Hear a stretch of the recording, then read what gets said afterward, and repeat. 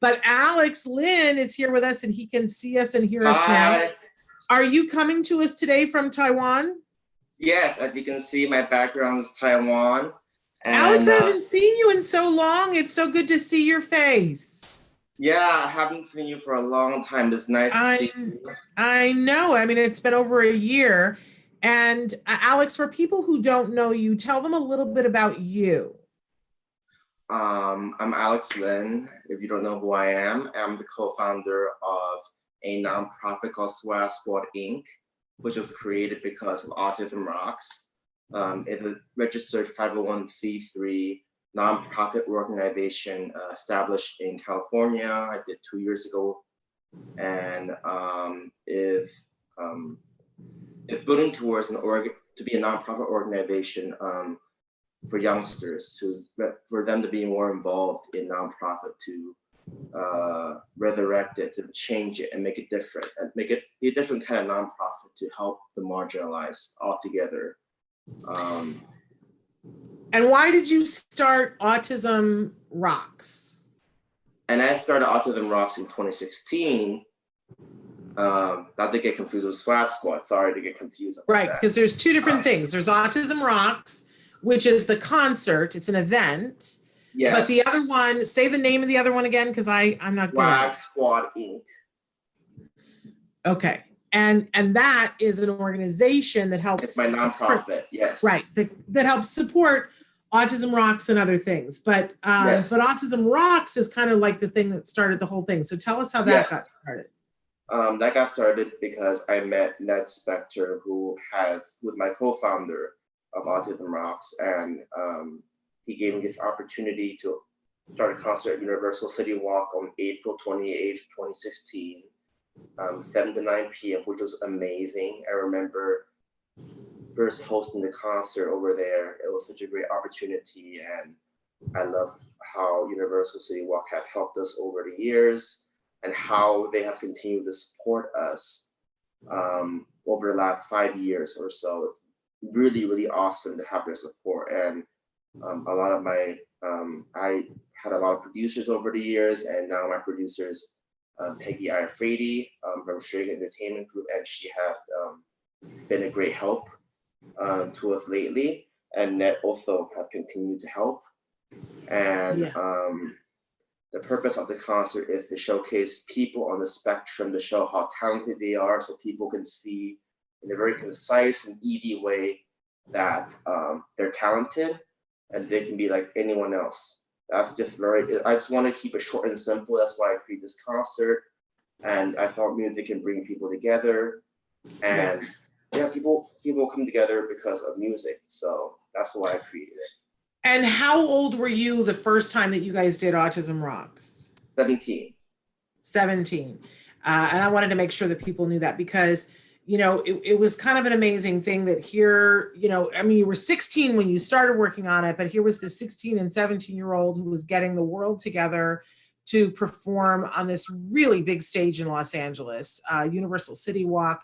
And it was quite an amazing thing that he said, I'm going to do this. And I can tell you, because I was there, I've been there at most of them, but I was definitely there the first year. And to see what happened to the audience and to hear what happened, even when they were doing the sound check, lives were changed. There was a woman who came up to me and said, what is that? What is happening right there? And I said, oh, this is Autism Rocks. It's happening tonight. And she said, I had no idea that people with autism could do what I'm seeing up there. Mm-hmm. And she said, I can't wait to go home and tell my son. And I remember then saying, you know, all right, well, Alex, you just changed the world, because, you know, that was one person, and there were probably, you know, 10,000 people who were walking through City Walk right then, watching just the sound check, let alone the performance that night.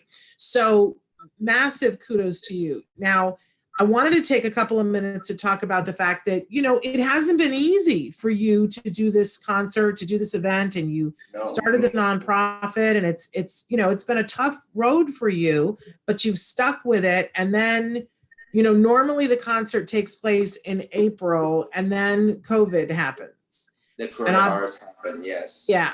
And then, you know, obviously there was no possibility that it was happening in this month, and talk a little bit about what that was like for you, Alex. Oh, that was heartbreaking.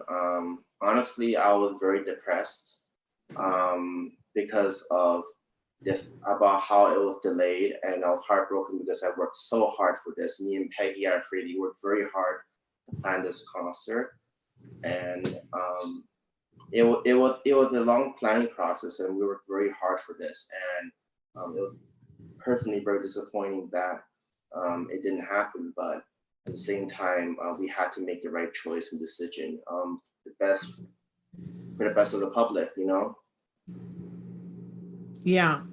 But you know, we haven't really talked about, and I like for people to share for themselves about, like, you know, if you want to share about your personal mission, why autism is important to you, I will let you decide whether to tell that. But I would love it if you would talk a little bit about how you have helped yourself to get through the disappointment of this. Um, I've always want to be authentic, so that's why I'm being very honest in this open conversation. I'm not afraid of saying who I am. I always tell people that I have autism because I want to show them that people with autism can also be like me, like can make friends, can socialize, can do all kinds of stuff that everyone else can. That's why I tell people I have autism, because I'm proud of it, and the thing that I am ashamed of. Sorry, what was the other question again? I'm so sorry. No, I mean, I just wanted you to be able to put it in your words, because your words are always beautiful, Alex. So thank you for sharing that. But, you know, so knowing that you are a person who identifies yourself as being on the spectrum, there's a lot of people who are watching who are also on the spectrum, or who have a child on the spectrum, who have gone through disappointment in this COVID. How have you managed? How are you helping yourself so that you can manage this disappointment? Because I know it was huge. This was very hard. I was very depressed. Like, I had a few days where it was really dark. I had this, like, it was dark. Like, I had to, like, I sleep in my room, and then I was, like, really depressed and stuff. It was sad, but, like, disappointing because I worked hard for it. But I see a counselor once a week. She has been helping me. Shout out to Dr. Zhang. She has been very helpful the last 8 years. Every time I'm down, she really drags me up. She really understands me, which I really appreciate. Like, some people would tell me that being depressed is not okay, and that, like, it's not like a physical cut, and you should tend to it and take care of it. But I've learned that, like, it is totally normal, you know, to have depression, and it's nothing to be ashamed about. And if it happens, it happens. You can't avoid it. It just comes at you, and at times that is uncomfortable, but it happens. So I just deal with it one day at a time, and I took my time to kind of, like, reel in the effects of the virus, and little things like those movies and stuff, like the new movies coming out that got delayed are also that's disappointing for me too, that all of it got delayed, and things I can do with my friends all got delayed. But the benefits of the other stuff of the virus is that all my family came back from overseas, because Taiwan have, I don't know if you heard, they only have 429 cases. In the last 2 days, we had 0 cases of coronavirus, and last week there were 3 times in a week where there was 0 cases too. And in fact, Taiwan has been one of the most effective at keeping their population safe. You must be so proud of your country right now. I'm so proud. I'm very proud of President Tsai Ing-wen, first female president in Taiwan, of course, and very amazing how she and her team and the health minister, Chen Shizhong, has been amazing in this pandemic outbreak, and how they, I don't know if you heard, they warned the WHO about this back in December 31st, but unfortunately we are not a member. So we sent scientists to Wuhan to visit the whole outbreak scene, and we saw that it's transmittable from people to people, and it was serious. And we warned them, and they didn't listen because we weren't a part of the international organization, unfortunately, because of political reasons. And my mom says don't talk about this, but I'm just gonna say it because I don't care. Yeah, and then like we warned them and they didn't listen, and then they said it wasn't transmittable from people to people, but of course we knew it was, and then they hit it, and then now it has broken up. But in Taiwan, pretty much stuck with its own gut and just like said like, you know what, we're gonna cut off like from China. We're going to put a command center and have like press conferences at 2 p.m. every afternoon. And we're going to quarantine people from those high risk places for 2 weeks. And we're going to call them 3 times a day. And if they step out of the house, we'll fine them about $3,000 to $33,000 US. If they step out of the house or to get food or whatever, they need to stay at home. And they need to quarantine themselves, and they'll call, like, we'll have a district ward that'll call them 3 times a day to make sure that they're very safe, that they're okay. And if they're not okay, it's in the hospital. Right, and then track back where they've been. So so at this point, after you guys did a 2 week of, you know, not going places, are you able to go places now? Are you able to get together in groups of more than 10? We've never been under lockdown. Shockingly, we had never been under lockdown, even though John Hopkins did predict that, said that we will be the second most hit country with COVID, but we're miraculously not, because of what we have done. Our government the Taiwanese government have done.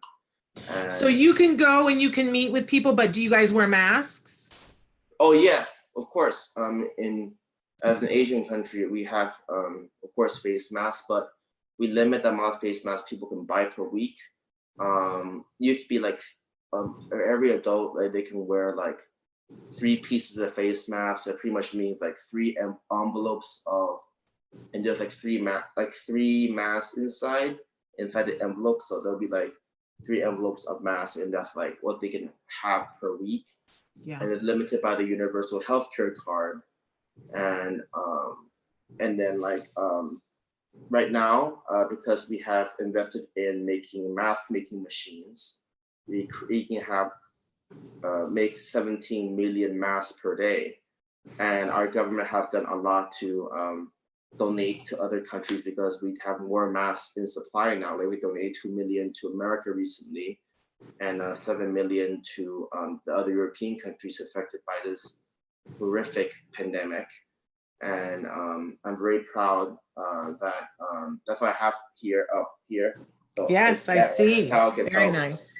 Yeah, because well, and we diverted from what we were going to talk about, but it was fascinating to hear it from you, Alex. And as always, you know, I'm always struck by what a really intelligent, well-spoken, you're very polite. I've had many opportunities to meet with you. I know that Autism Rocks is going to come back stronger than ever before, and you're such an inspiration to all of us. Is there a place that you want us to go and follow you or Autism Rocks so that we can get more information?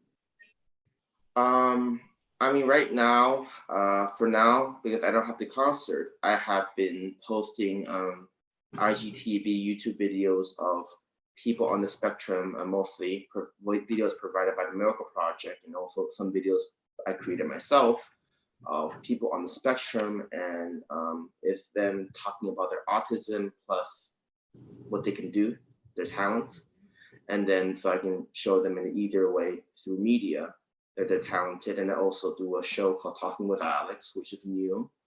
Where do we go to find all that, Alex? Oh, you can look at it you can go to autismrocksevents.org, and you can click on all the social media icons to redirect you to those websites and stuff. And the Instagram app or whatever to find my to find those social media. Wonderful. Alex, it's been so great to see you. I just would like to give you a virtual hug. And please give a hug to your mom and your dad too. Yes. All right. And then we'll talk again sometime soon. But thank you so much for being with us. It's been a pleasure, and I hope everyone can stay safe and have the social distancing in the States. And I hope it'll be over for you guys soon. It will be. And I'll just say on behalf of the people of Taiwan, we're thinking about you guys every day, praying for you guys, and hoping that everyone around the world can stay safe. And people watching your show, I just want to say that thank you for supporting Autism Rocks throughout the years, and we will be back and stronger than ever, and we will do a concert again. Don't worry. Yes, you will, and I will be there. Thank you, Alex. Sending you love. Yeah, love you guys bye-bye. so much. Thank you. Thank you. Bye-bye.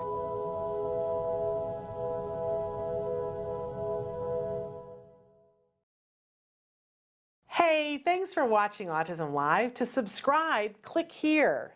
And if you'd like to check out some more of our videos, click here.